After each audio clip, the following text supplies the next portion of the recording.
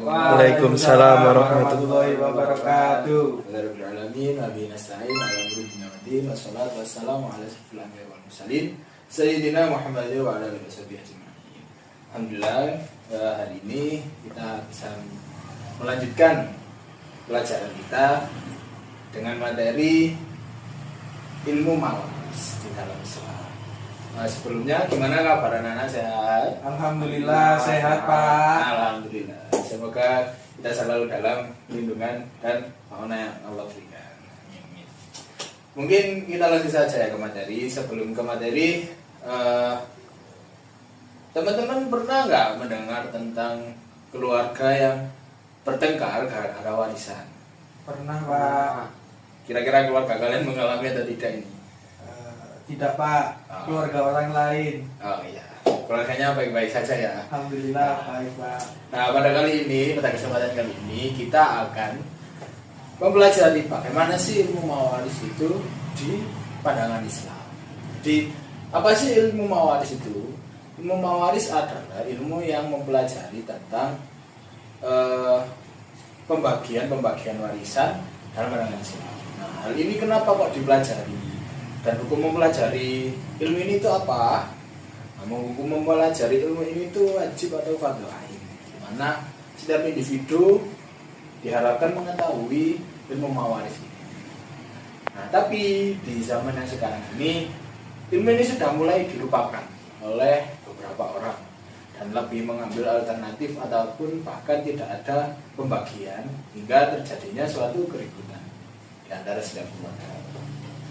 Nah, untuk itu kita akan mendalami beberapa hal yang berhubungan dengan ilmu mawaris.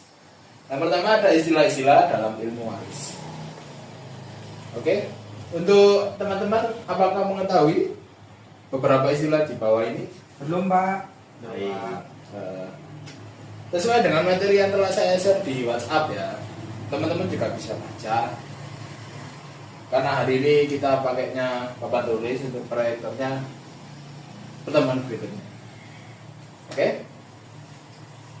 Jadi beberapa istilah ini biasanya sering kita dengar di saat kita mempelajari ilmu mawaris. Yang pertama ada dzul faraid. Dzul faraid adalah kelompok-kelompok ahli waris yang sudah atau bagiannya sudah pasti dari warisan. Jadi mereka itu dapatnya sudah pasti karena kondisi keluarganya juga. Jadi nggak tergeser oleh beberapa anggota keluarga yang lain seperti adanya kakek nenek, adik kakak, sepupu dan lain-lain. Selanjutnya ada asoba. Asoba ini adalah ahli waris yang tidak disebutkan bagiannya dalam pembagian warisan. Jadi biasanya asoba itu kalau bahasa orang-orang ngaji itu keren-karen lah. Kadang dapat banyak banget, kadang dapat sedikit, bahkan nggak dapat sama sekali. Baik, untuk selanjutnya ada fard. Fard itu adalah kata yang bermakna ukuran atau bagian yang digunakan untuk menentukan jumlah bagian yang akan dibagikan. Nah, kalau faraid ini jamak dari fard itu sendiri. Nah, apakah kita hanya belajar itu saja? Oh, tentu saja tidak. Selanjutnya ada beberapa orang ahli waris atau orang yang menerima warisan. Di sini terdapat 9 ya. Ada bapak, kakek, ibu, cucu perempuan, keturunan anak laki-laki, saudara perempuan sebapak, nenek, saudara laki-laki dan perempuan satu ibu. Nah, jadi teman-teman, untuk ahli waris ini nggak aku ya sih sifatnya. Jadi setiap keluarga itu punya kondisi yang berbeda-beda. Ada yang lengkap, ada yang punya ayah, ibu dan anak saja, ada yang nggak punya anak atau free child kayak gitu ya. Ada juga yang anaknya 10. Nah, itu sangat mempengaruhi terhadap pembagian warisan itu sendiri. Nah, jadi perlu diingat-ingat bahwa anggota-anggota ini sangat berpengaruh dengan jumlahnya yang dibagi.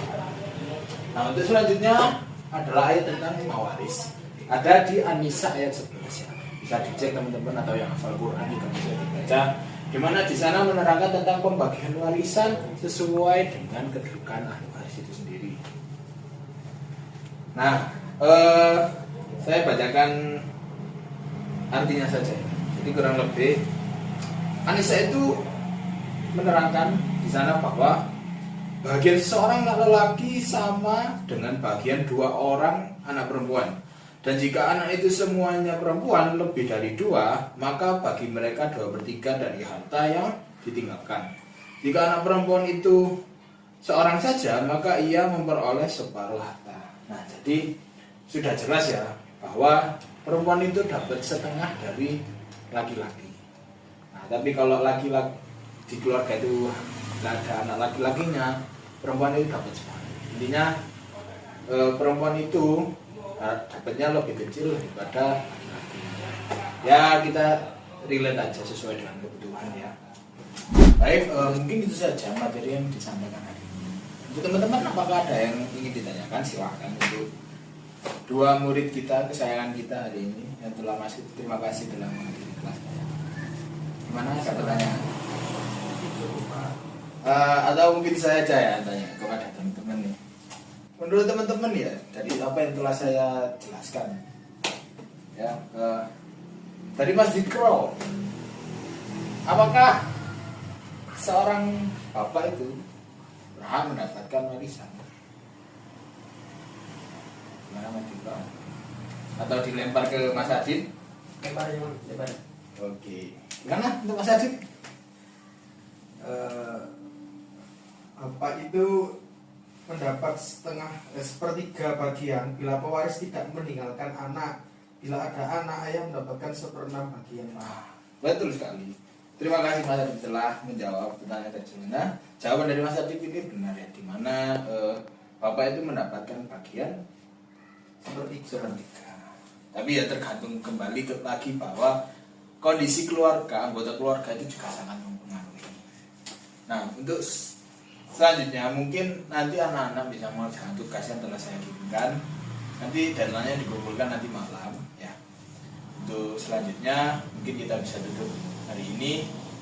Bila ada kurangnya mohon maaf. Wassalamualaikum warahmatullahi wabarakatuh. Waalaikumsalam warahmatullahi wabarakatuh. Silakan berdoa dan terima